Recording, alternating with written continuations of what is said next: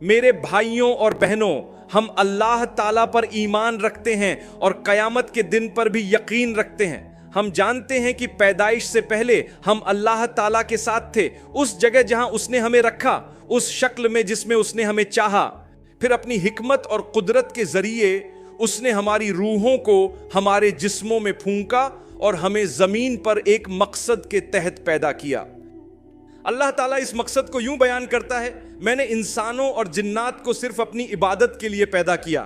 میں اس کی وضاحت بعد میں کروں گا، لیکن پہلے قرآن کی ایک اور آیت پر غور کریں۔ ہم تمہیں ضرور آزمائیں گے کچھ خوف، بھوک، مال، جانوں اور پھلوں کے نقصان سے، اور صبر کرنے والوں کو خوشخبری دے دو۔ اسی طرح سورۃ العنکبوت میں اللہ فرماتا ہے، اور ہم نے تم سے پہلے لوگوں کو بھی آزمایا تاکہ سچوں اور جھوٹوں کے درمیان فرق معلوم ہو۔ اس سے پہلے اللہ فرماتا ہے، کیا انسان یہ سمجھتا ہے کہ یہ کافی ہے کہ وہ کہے کہ میں مومن ہوں اور ہم اسے آزمائیں گے نہیں؟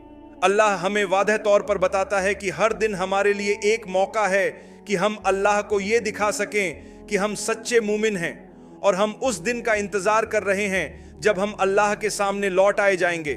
اللہ ہر روز آپ کو آزمائے گا۔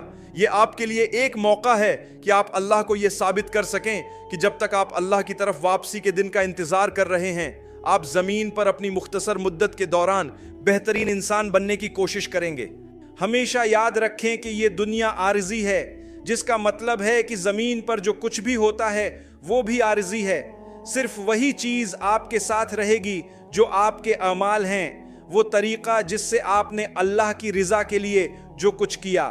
نیک اعمال آپ کے ساتھ آئیں گے اور کئی گنا بڑھ جائیں گے، جبکہ برے اعمال اللہ کی مغفرت کے ذریعے معاف ہو سکتے ہیں یا آپ کے ساتھ چمٹ جائیں گے اور پچھتاوا بن جائیں گے۔ لہٰذا جتنا ممکن ہو سکے اچھے اعمال کریں۔ میرے بھائیوں اور بہنوں، بہت سے لوگ صرف اس وجہ سے ایمان کھو رہے ہیں کہ وہ جن مشکلات سے گزر رہے ہیں ان کو کوئی راستہ نظر نہیں آتا، یہاں تک کہ وہ خودکشی پر غور کرنے لگتے ہیں اور کبھی کبھی اسے انجام بھی دے دیتے ہیں۔ اللہ ہمیں محفوظ رکھے، آمین۔ ایک بات یاد رکھیں، اللہ نے خودکشی کو سختی سے حرام قرار دیا ہے۔ قرآن میں واضح طور پر فرمایا، اور اپنی جانوں کو مت مارو، بے شک اللہ تم پر بہت رحم کرنے والا ہے۔ دیکھیں کہ اللہ نے خودکشی کے مسئلے اور اس کے ذکر کو اپنی رحمت سے کیسے جوڑا ہے۔ ہمیں یہ جاننا ضروری ہے کہ اللہ کی رحمت اس مسئلے سے بڑھ کر ہے جو ہم پر آتا ہے۔ کبھی کبھی ہمیں بڑے مسائل کا سامنا ہوتا ہے اور ہمیں لگتا ہے کہ کوئی راستہ نہیں بچا، جیسے کبھی کوئی نوکری کھو بیٹھتا ہے اور اسے نہیں معلوم کہ آمدنی کہاں سے آئے گی۔ ایسے میں اللہ پر بھروسہ کریں، اللہ پر توکل کریں۔ یہ صرف وقت کی بات ہے، اندھیروں کے بعد روشنی ضرور آتی ہے۔ آپ کو جاری رکھنا ہوگا اور جو کچھ آپ کے پاس ہے اس پر اللہ کا شکر ادا کرنا ہوگا۔ حقیقت میں آپ کے پاس بہت کچھ ہے۔ اللہ سورہ ابراہیم میں فرماتا ہے، اگر تم اللہ کی نعمتوں کو گننا چاہو تو انہیں شمار نہیں کر سکتے، بے شک انسان بہت ہی ظالم اور ناشکرا ہے۔ لہٰذا اللہ کا شکر ادا کریں۔ دیکھیں کہ اللہ نے آپ کو کیا دیا ہے۔ اس نے آپ کو بہت کچھ دیا ہے۔ آپ کی سننے کی صلاحیت، دیکھنے کی صلاحیت، آپ کی ناک، آپ کا چہرہ، سب کچھ اللہ نے آپ کو آپ کا جسم اور اعضاء عطا کیے ہیں۔ اور اگر آپ بیمار ہیں یا آپ نے ان میں سے ایک یا دو چیزیں کھو دی ہیں تو بھی اللہ نے آپ کو باقی سب دیا ہے۔ اللہ نے آپ کو بہت کچھ عطا کیا ہے۔ آپ کے پاس ایک جگہ ہے جہاں آپ رات کو سو سکتے ہیں، اور آپ کے پاس اتنا کھانا ہے کہ آپ زندہ رہ سکیں۔ یہ بنیادی ضرورتیں اللہ آپ کو مہیا کرتا رہے گا، چاہے آپ مصیبتوں اور پریشانیوں کا سامنا ہی کیوں نہ کر رہے ہوں۔ آپ کو اپنی طرف سے کوشش کرنی ہے اور اللہ باقی سب سنبھال لے گا۔ میرے بھائیوں اور بہنوں، یاد رکھیں کہ زندگی میں کوئی بھی مسئلہ ایسا نہیں جس کے لیے ہمیں خودکشی کی ضرورت ہو۔ یہ بالکل عام بات ہے کہ کبھی کبھی انسان کا دل اداس ہو جائے، کبھی زیادہ سوچنے لگے یا تھوڑی سی بے چینی محسوس کرے۔ یہ سب انسانی زندگی کا حصہ ہے۔ اللہ پر بھروسہ رکھیں، سب سے پہلے اللہ پر ایمان رکھیں اور یہ یقین رکھیں کہ اللہ آپ کے معاملے کو حل کرے گا۔ ہر شخص مشکلات سے گزرتا ہے۔ میں زمین پر موجود کسی بھی ایسے انسان کو نہیں جانتا جو اس وقت ہر وہ چیز رکھتا ہو جس کی اس نے کبھی خواہش کی ہو۔ اگر یہ دنیا مسائل سے پاک ہوتی تو جنت کی کوئی قدر نہ رہتی۔ جب ہم پہلے ہی ایک ایسی جگہ رہتے جہاں کوئی مسئلہ نہ ہوتا تو پھر جنت میں جانے کا کیا مقصد ہوتا؟ لہٰذا अल्लाह ने हमें समझाने के लिए जमीन को इस तरह बनाया है कि वो हमें इसमें आजमाएगा और वो कभी भी हमें हर वो चीज नहीं देगा जिसकी हम ख्वाहिश करते हैं, यहां तक कि हम जन्नत में दाखिल हो जाएं।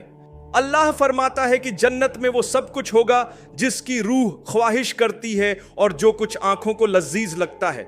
आपको हर वो चीज मिलेगी जो आपकी आंखों को भली लगे, और इसके अलावा अल्लाह फरमाता है कि आप वहां हमेशा हमेशा के लिए रहेंगे। यह है जन्नत। मेरे भाइयों और बहनों, दुनिया में एक के बाद एक आजमाइश आती रहती है। आपके पास दुनिया की सारी दौलत हो सकती है, लेकिन फिर भी आप थोड़ी सी बीमारी, थोड़ा सा खौफ, थोड़ी सी परेशानी का सामना करेंगे। अल्लाह क्या फरमाता है? खुशखबरी दो। किसको? वो जिन्होंने सब्र किया। अल्लाह ने हमें बताया है कि वह हमें मुश्किलों, आजमाइशों, परेशानियों, जान और माल के नुकसान, दौलत के नुकसान के साथ और बहुत कुछ के जरिए आजमाएगा। और अल्लाह फरमाता है कि इन सब के बावजूद खुशखबरी दो। खुशखबरी किसको? खुशखबरी उनको दो जो सब्र करते हैं। सब्र का मतलब है अल्लाह के मंसूबे को समझना, अल्लाह पर यकीन रखना। सब्र का एक हिस्सा यह है कि अल्लाह के फैसले के सामने सर तस्लीम खम कर देना। अल्लाह ने आपको एक हद तक सलाहियत दी है, इससे आगे आपके पास कोई ताकत नहीं। अल्लाह ताला सबसे पहले उन लोगों को खुशखबरी देता है जो सब्र करते हैं। अल्लाह मजीद बयान करता है कि जब उन पर मुसीबत आती है तो वह फौरन कहते हैं, हम सब अल्लाह के हैं और हम सब अल्लाह की तरफ लौटने वाले हैं। जो लोग ये कलिमात अदा करते हैं, अल्लाह ताला फरमाता है कि उन पर उनके रब की रहमत होगी, और यह वही लोग हैं जो हिदायत याफ्ता हैं, उन पर अल्लाह की बरकतें होंगी। लिहाजा अगर आप अल्लाह की रहमतें हासिल करना चाहते हैं तो आपको हमेशा यह सोचना चाहिए कि आप कहां से आए हैं, और इस हकीकत को समझना चाहिए कि आप अल्लाह ताला की तरफ वापस जाने वाले हैं। जैसा कि मैंने इस गुफ्तगू के आगाज में कहा था कि आपको अल्लाह ही की तरफ लौट कर जाना है। यह वापसी किसी भी वक्त हो सकती है, आज, कल, 1 साल बाद, 10 साल बाद, या उससे भी कम या ज्यादा वक्त में। यह सब अल्लाह के इख्तियार में है। मैंने अपनी पैदाइश की तारीख का तयन नहीं किया, न ही ये कि मुझे कहां पैदा होना था या मेरे वालिदैन कौन होंगे। अल्लाह ने यह तमाम इल्म अपने पास रखा है कि मुझे कहां और किस हालत में मौत आएगी। यही अल्लाह की शान है, और हम बतौर मोमिन इस बात पर यकीन रखते हैं कि अगर हम अपनी जिंदगी अल्लाह के अहकामात के मुताबिक गुजारें, अपनी इस्तिताअत के मुताबिक, और जहां कोताही हो वहां माफी मांगें, तो हम यकीनन अल्लाह की रहमत और रजा हासिल करेंगे और इस दुनिया से बेहतर मुकाम की तरफ जाएंगे।